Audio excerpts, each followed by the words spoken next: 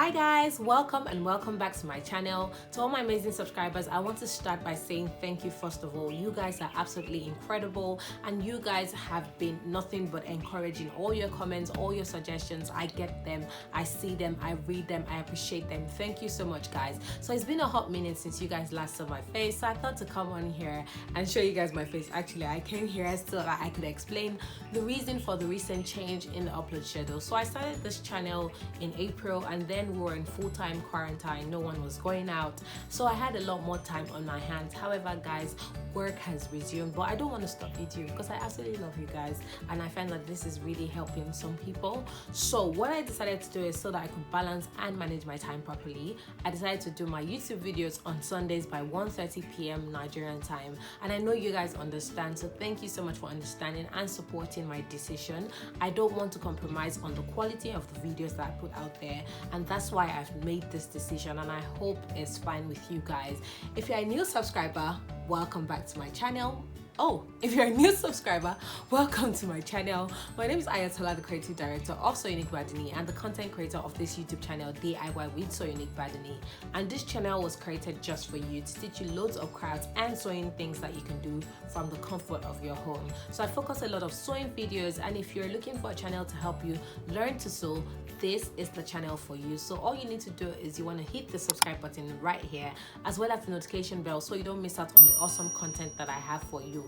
You also want to follow me on social media with the handles being shown right here on the screen guys. And if you guys know me, you know that I always respond to comments, so yes, feel free to leave your comments, your suggestions, your questions, you know, in the comment section below, as well as, you know, shoot me a message on Instagram and I will definitely respond as soon as I can. So without further ado, we're going to get into the video. I asked you guys what video you wanted to see, and some of the suggestions that I put out were like a short or a shift dress with puff sleeves, you know, and the vote is just right here, and you guys voted, and a lot of people voted to see a shift dress with puff sleeves. So that is what we're going to be doing today. I'm going to be showing you how I make this shift dress that I'm wearing right now with the puff sleeves, and I hope you guys enjoy it. It promises to be another fun and detailed tutorial. Don't forget to give this video a thumbs up if you enjoy it. Don't forget to share. Don't forget to leave your comments, suggestions and feedback in the comment section, and also don't forget to follow me on social media. Thank you guys and enjoy the video. To make your shift dress with puffy sleeves, you need your tailor's chalk or fabric marker. You need a button, and you can use any button that you decide to use. You'd also need your measuring tape, and this one here has the centimeters and the inches side. You need your fabric scissors. You need your bias tape, and this is just to turn the neckline. You need some pins. You need your fabric, and I've got about 3 yards of Ankara here, and then you need your pattern master lastly. If you would like to shop this pattern master, do check out the links that I have in the description bar and you can order yourself one.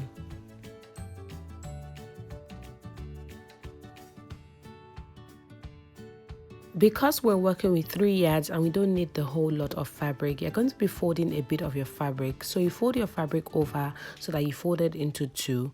And then you fold that over one more time so that you have the folded edge against the separated edge, just like I'm doing right now. You want to make sure the folded edge is on the separated edge and there's space between the folded edge and the separated edge.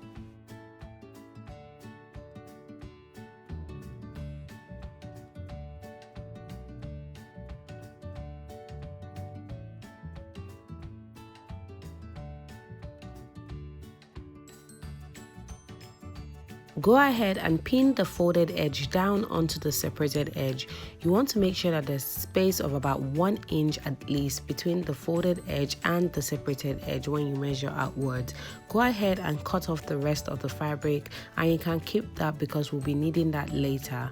So guys, this is what your fabric should look like. As you can see, I have that folded edge against the separated edge and I still have some space on the separated edge. Starting from the center front, mark 1 inch outwards on the separated edges all through the length of the fabric. This will serve as the zip allowance. However, we're not using a zipper for this dress. We'll be using a button, but you still have to do that. Next, at the top of the fabric, mark out the top line horizontally. This line is only about 1 inch wide and will function as the shoulder line.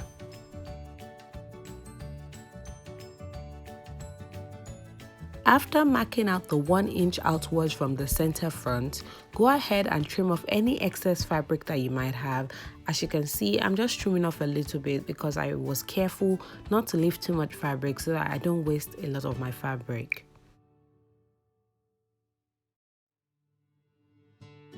Next, starting at the top line, which is the shoulder line, mark out the vertical body measurements. So you want to place your measuring tape at the top line, and then you want to mark out the shoulder to bust point measurement, which is the first vertical measurement, and you want to go ahead and mark 2 inches above that, which will be the armhole measurement. Then go ahead and mark out the shoulder to waist measurement. You should have the shoulder line, you should have the armhole line, bust line, and the waistline right now. Square out all these points as shown. From the waist, mark out the waist to hip measurement, which is another vertical measurement, and the calculation of the formula for the waist to hip measurement is shown on the screen. Then go ahead and mark out the desired skirt length measurement, meaning that the length you like your dress to be from your waist to the desired point. So you want to mark all those points out and you want to square out as shown. Alright guys, to avoid any confusion, I just wanted to quickly clarify. Every dress is divided into 2 parts. You have the bodice, which is the upper part of a dress, as well as the skirt, which is the lower part of a dress. So when I say skirt length, I don't want you guys to be confused. Skirt length is basically the length that you want from your waist to the desired point. So if I wanted a skirt length from my waist to my knee, it will be the vertical measurement from my waist to my knee. I hope this helps, and I hope this clears any confusion. So at this point, from top to bottom, you should have your shoulder line, armhole line, bust line, waistline, hip line, and hemline.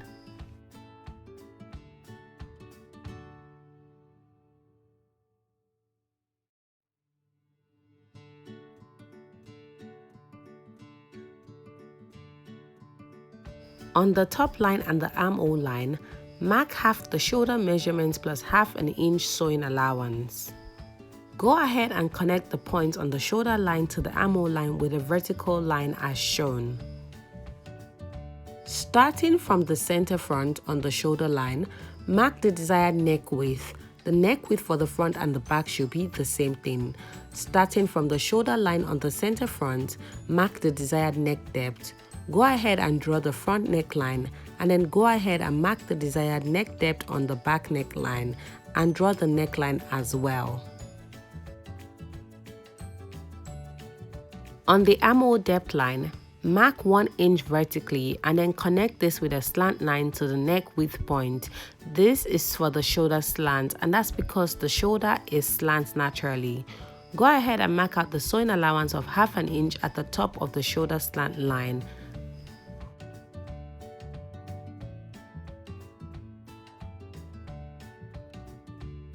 Next, draw in the armhole curve, and for this I'm making use of my pattern master because it's so convenient and it works really well for that. So guys, if you're looking to shop a pattern master, do check out the links that I have in the description bar of this video.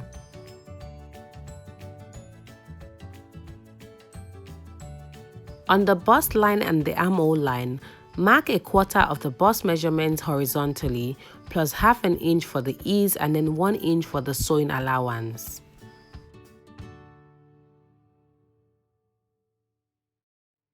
On the waistline, mark 1/4 of the waist measurements horizontally plus 1.5 inches for ease and then 1 inch for the sewing allowance. And on the hip and hem lines, mark 1/4 of the hip measurement horizontally plus half an inch for ease and then 1 inch for the sewing allowance. After marking out all these points, go ahead and connect all these points as shown, and again you can see that my pattern master is coming in handy. However, if you have a hip curve, that works perfectly as well. If you don't have one and you would like to shop one, do check out the links in the description bar guys. I've got loads of stuff that you guys will find absolutely useful. After connecting all the points, go ahead and cut out your front and back pieces as shown.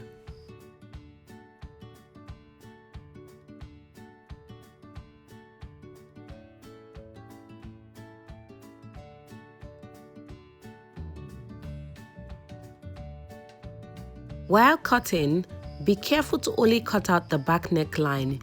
You want to make sure that you separate the front and the back pieces before cutting out the front neckline. This is so that you don't accidentally cut out the back neckline too deep.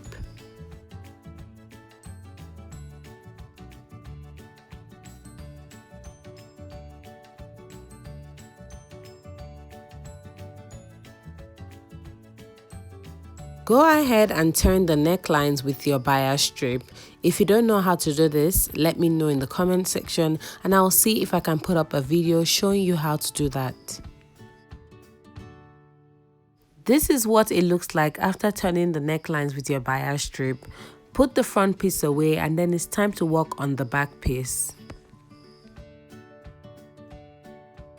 From the neckline, mark out 8 inches vertically on the center back and then go ahead and mark out 1 inch from that point up onto the hem. After marking out the allowances, go ahead and sew, making sure to backstitch at the beginning and at the end of the stitch.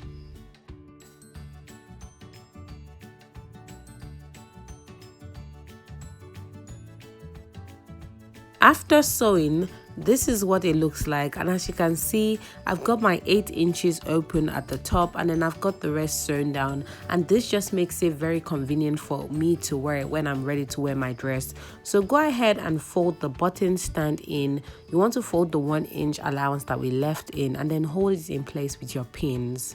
After holding the button stand in place with some pins, I went ahead to iron it so that it sits nicely.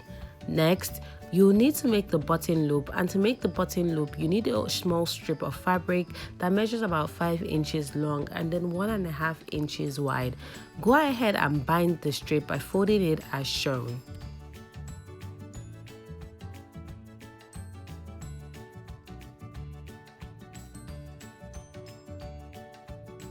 After binding the strip, cross the strip as shown to make the button loop. You want to adjust the loop to fit the button and then you want to stitch the loop into place. You must make sure that the loop is not too big or too tight.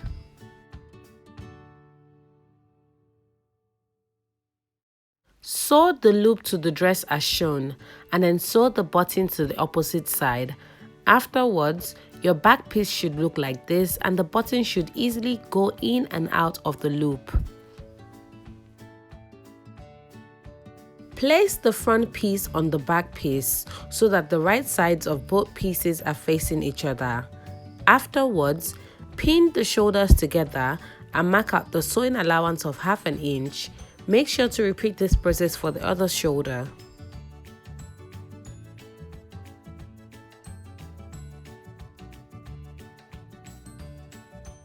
You also want to pin the sides together and then mark out the sewing allowance of 1 inch at the sides.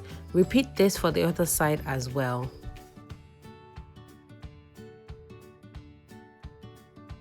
After marking out the allowances on the shoulders and the sides, go ahead and sew along the marked lines. After sewing the sides and the shoulders, this is what it looks like, and at this point my dress is nearly finished. I went ahead to hem the bottom of the dress and this is what the dress looks like. The next thing to do is to fit the sleeves to the dress. So go ahead and measure the armhole, and this is basically just to give you like an idea of how wide your fabric should be. To cut the puffy sleeves, fold the fabric into 4 as shown. You want to make sure that what you have is at least wider than the armhole measurement that you took. The wider the fabric that you cut is, the puffier your sleeves would be. Go ahead and mark out the desired sleeve length plus an extra 6 inches. This is so that you can have the puffiness, and then go ahead and cut. So for instance, if you wanted your sleeves to be about 9 inches long, then you need to be cutting at about 15 inches of length.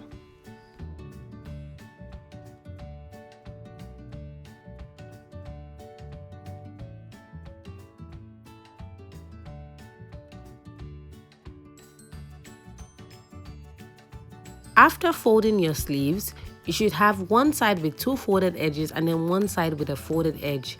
Separate the folded edge part so that you have 2 rectangular fabric pieces, and then go ahead and notch the center of your sleeves as shown.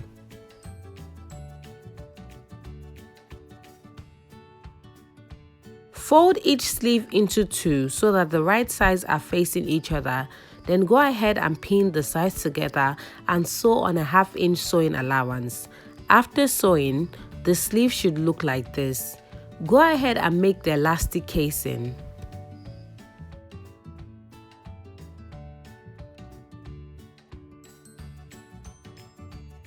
Make the elastic casing by folding in 1/2 inch and then 1 inch as shown. Pin this into place and then go ahead and sew all the way around, making sure to leave a gap of about 1 inch unsewn. This is so that we have space to pass the elastic into the elastic casing.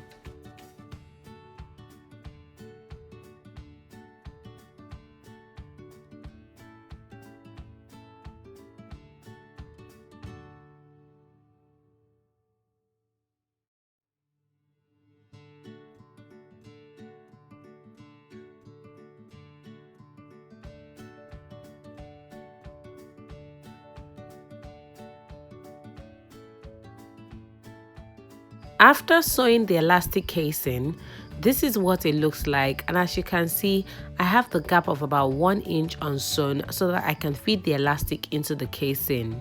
Next, feed the elastic into the casing, making sure to hold on to the end of the elastic so that it doesn't disappear into the elastic casing.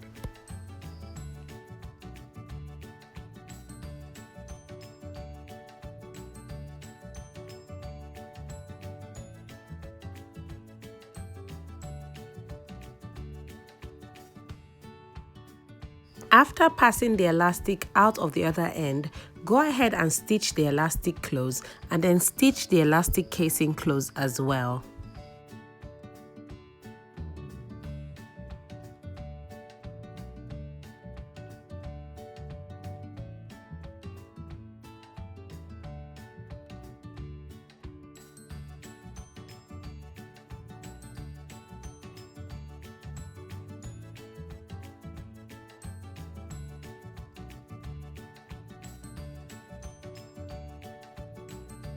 Now that the sleeves are ready, it is now time to fix the sleeves to the dress.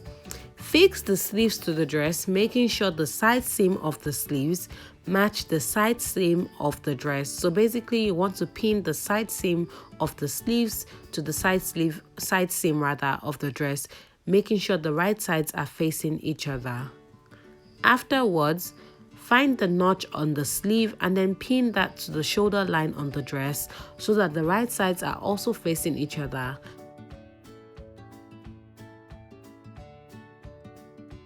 I find it convenient to do that from the inside out. So I go ahead and pin that in place, and then the next thing to do is to pin the sleeves to the dress all around, making sure to ease the sleeves into the dress. However, because this is a lot wider, you will have some pleats or gathers depending on what you want to make of it. I decided to pleat mine in, and I decided to do that towards the sleeve crown area.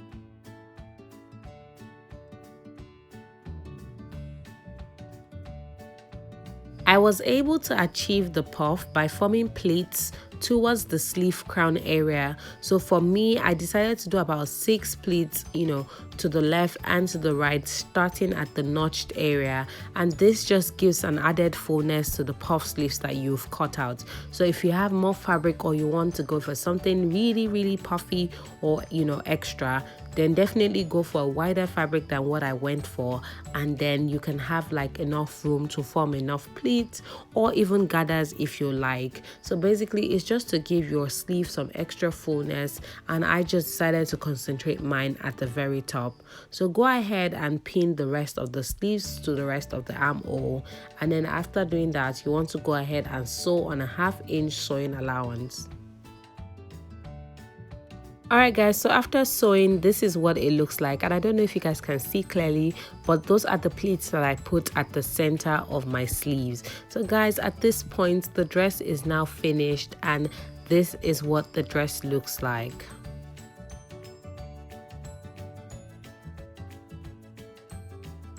Alright guys, so we've come to the very end of this tutorial. I hope you enjoyed it and I hope it was worth your while.